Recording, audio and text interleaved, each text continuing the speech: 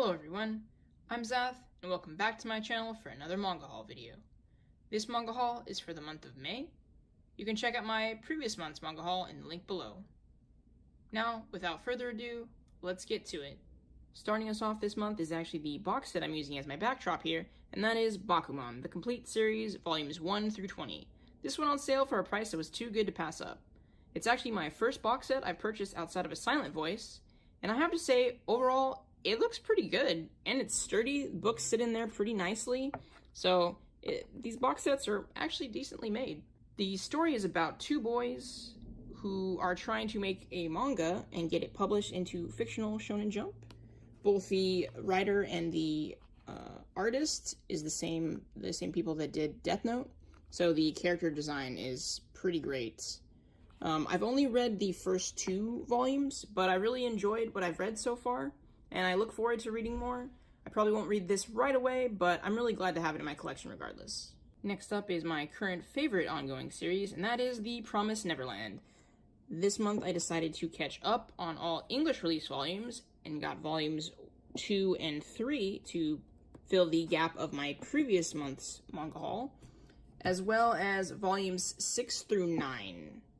So this is the current up-to-date release versions. Obviously, the next month we're going to get another volume, I believe. But I enjoy each and every one of these volumes when I read them. They're just so great. The series gets better each chapter. I couldn't be happier with the storytelling. For some of you that think that it is a horror manga, it isn't really. It falls more into the thriller and suspense drama, even if some things get very, very real for the children. So if you haven't picked up the series, I highly recommend it. It's really great. It's a breath of fresh air for new stuff for instead of like the normal battle shonen. Not that that's bad, it's just different, and I absolutely adore Phil, and I hope that nothing bad will happen to him. After that, we have Dr. Stone volumes 3 through 5. This is another Shonen Jump title that I've really been enjoying. The artwork is great, and the story, while crazy at times, it fits pretty well and is enjoyable. I absolutely love the artwork and character design that goes into these, so that is probably one of the things that I really, really like about it. It is based on, like, science and repopulating the world, kind of waking people up, and I do hope, though, that in the coming volumes they explain more things that are going on in this world, because right now there is more questions out there than answers. After that, we have Demon Slayer, volumes 3 through 6. I am still very much enjoying this series. The story so far is pretty good, actually, and it works even if it's not super complex overall. The character design is fantastic, and I really enjoy the differences between each character, but still feel like they all exist in their same worlds. The fight scenes are really well done, and I have to say, I love Tanjiro as a protagonist. He's such a sweet, innocent boy, and I really hope that he finds a way to save his sister. So I will definitely be getting the next volume of this series when it's released. Next up, we have Takane and Hana, volumes 3 through 4. I have been enjoying this series. I laugh in each volume. I love the art. It's lighthearted, which is nice after reading more dramatic series. So I love each volume. Like, this is a great shoujo that picked up. Overall, I will be following this series as it continues onward. So I think they're up to 8 volumes now, but I'll definitely be getting those in the coming months. After that, I picked up a new series that I've absolutely fallen in love with, and that is Devil's Line. I picked up volumes 1 through 6, and what first drew me into this series was actually it's a vampire detective story, which I thought was pretty unique overall. It has a pretty interesting take on vampires, or devils is how they're referred to in this series. It's actually about a half-vampire detective and a normal human girl that kind of stumbles into this world. It's quite better than that. I think I'm going to do a first impressions video to break this down a little bit more, because I really loved it, and I could sit here and talk about it for, like 5 minutes, but I got to get to the rest of this month's haul.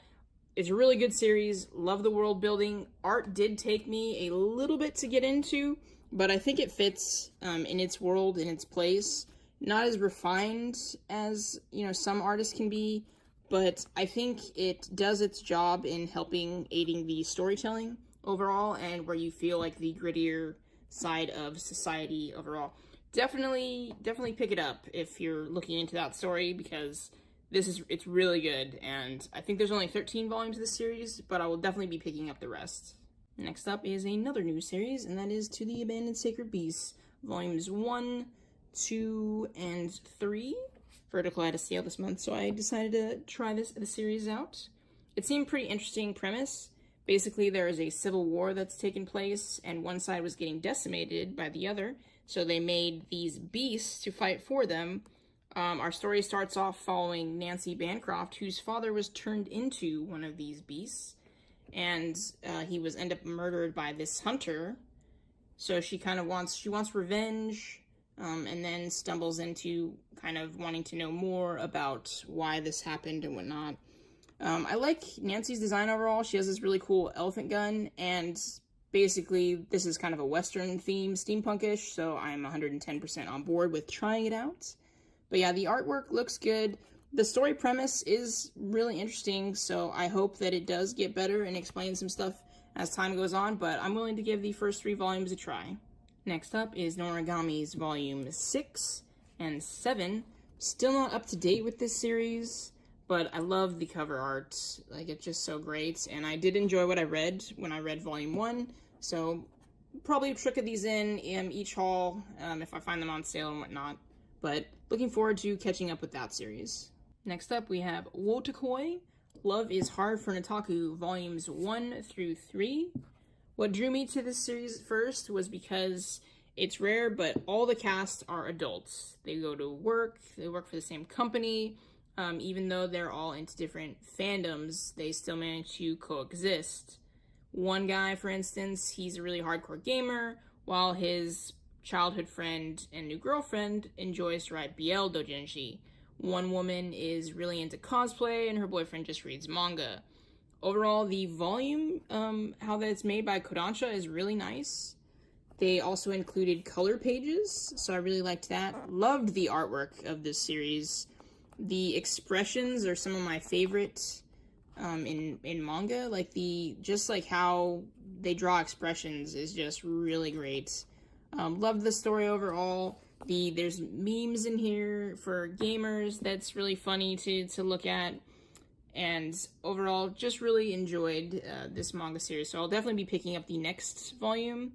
So if you're looking for a more adult-themed / if you're a gamer, yourself, or just want anything that falls into to otaku and you kind of want to see how it interacts in a slice-of-life romance genre, then I would definitely pick up Wotakoi. It is pretty great, and you won't be disappointed. Next, we have Bloom Into You, Volumes 3. I'm still not up to date with this series, which I hope that I am going to enjoy. The artwork is still really nice, so that is a plus, but I have 3 volumes now, so I definitely need to read this, but there's Volume 3 for this haul. After that is another new series from Schroeder Beat, and that is Snow White and the Red Hair, Volume 1. Again, I was actually put off by this title at first, but upon reading the synopsis, it sounded very interesting. This seems to be happening to me fairly a lot lately. The story is about a girl named, and I'm gonna butcher her name, so forgive me, but Shiryuki, who is a herbalist in her village, and one day the prince of her kingdom decides he wants to make her his concubine because she has red hair. And like any woman with common sense, she cuts her hair and runs away from that nonsense. On the road, she meets a man named Zen and his 2 traveling companions.